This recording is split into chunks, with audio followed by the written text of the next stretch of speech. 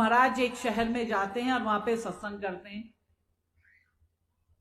तो जो शहर में होता है एक सेठ व्यक्ति होता है, तो कभी सत्संग में तो गया नहीं होता है, लेकिन उस दिन उसके मन में आता है कि चलो भाई, जैसे आज आप संडे है, आज यहां हमने देखा सारा बाजार बंद था, तो सारा उस दिन उसके यहां भी छुट्टी थी, बाजार दुकान भी बंद थी। उसने कहा चलो दुकान भी बंद है तो मैं जो शहर में संत आए हैं उनके, चलो उनका सत्संग सुनने के लिए चला जाता हूं। वो चले जाते सत्संग में, लेकिन सत्संग में बैठते, क्योंकि आदत तो थी नहीं कभी सत्संग सुनने की, सुबह से शाम तक, रात तक तो वही अपने बही खाते का हिसाब रखते थे। आज दुकान में क्या है, सामान है कि नहीं है, कौन सा मंगाना है, क्या करना है, इसी उधेड़ बुन में रहते थे।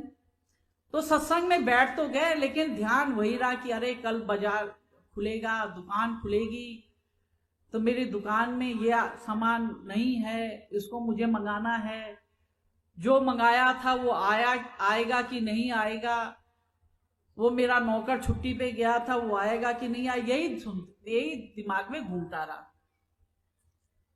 लेकिन बैठे बैठे 3 शब्द ही उन्होंने सुना। वो 3 शब्द थे, आइए, बैठिए और जाइए। और जो है सत्संग समाप्त हुआ, सब लोग अपने अपने घर की ओर चले गए, सेठ जी भी अपने घर की ओर चले गए। अब जब सेठ जी रात को सो जाते हैं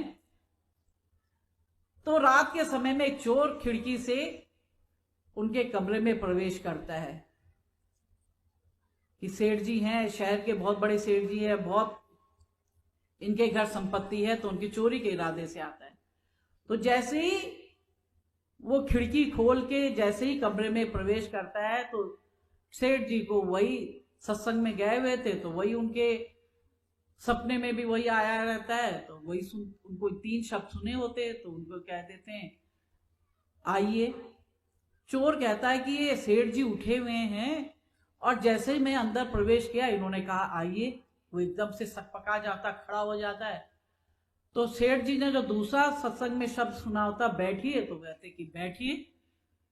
तो चोर को तब बिल्कुल विश्वास हो जाता है कि सेठ जी उठे हुए हैं, क्योंकि जैसे मैं आया सेठ जी ने कहा आइए, और जैसे मैं खड़ा हुआ तो कहने लगे बैठिए। अब तो सेठ जी जो है पक्के उठे हुए हैं, और इससे अच्छा है कि सेठ जी मुझे पकड़ें और पुलिस को दे दे, इससे पहले मैं यहां से भाग लेता हूं। और जैसे वो खिड़की की ओर अपने कदम बढ़ाता है चोर, तो सेठ जी के मुंह से जो तीसरा शब्द सुना होता है जाइए, तो उनके मुंह से निकलता जाइए। अब तो चोर को पक्का विश्वास हो जाता है कि सेठ जी उठे हुए हैं, लेकिन देखो सेठ जी का हृदय कितना विशाल है, कितने वो दयालु हैं कि मुझ जैसे चोर पे भी उन्होंने जो कितनी बड़ी दया कर दी, और मुझे कहा कि आइए बैठिए, और जब मैं जाने लगा तो कहा जाइए।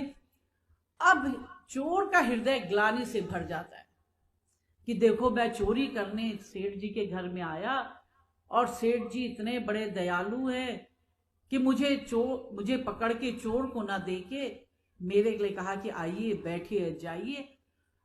और जो चोर जो था इतना ग्लानि से, पश्चाताप से भर गया कि वो खिड़की पार करके बाहर नहीं गया, बल्कि वो सेठ जी के चरणों में जो है, उसने सेठ जी के चरणों को जो लेटे हुए थे पकड़ लिया और कहा सेठ जी मुझे माफ कर दीजिए, मुझे माफ कर दीजिए, मैं आपकी। सेठ जी भी नींद से हड़बड़ा के उठ गए। उन्होंने कहा ये क्या, कौन मेरे चरण पकड़ा? तो उठे तो कहा भाई तुम कौन हो? कहते कि मैं तो चोर हूं, आपके घर में चोरी करने के इरादे से आया था, कमरे में आया तो जैसे खिड़की से मैं कूदा, आपके कमरे में आया, आपने कहा आइए। जब मैं खड़ा हो गया तो आपने कहा बैठिए। अब मैं समझ गया कि आप उठे हुए हैं, तो मैं वापस जाने लगा तो आपने कहा जाइए। लेकिन आप इतने बड़े दयालु हृदय के हैं कि आपने मुझ जैसे चोर को भी पकड़ के पुलिस के हवाले ना किया, बल्कि मुझे जाने के लिए आपने कह दिया। तो आप इतने बड़े दयालु हृदय के हैं, तो मुझे आप माफ कर दीजिए। सेठ जी तो कुछ समझ नहीं पाए, लेकिन तब उनके समझ में आया कि अरे ये तो जो मैं कल सत्संग में गया था, और सत्संग में मैंने केवल 3 शब्दों को ही सुना था, आइए बैठिए और जाइए, तो देखो मेरे सत्संग में जाने का मुझे कितना बड़ा लाभ प्राप्त। अगर मैं सच्चे हृदय से सत्संग में जाऊं और सच्चे हृदय से सत्संग का श्रवण करूं तो मेरा तो कल्याण ही कल्याण है।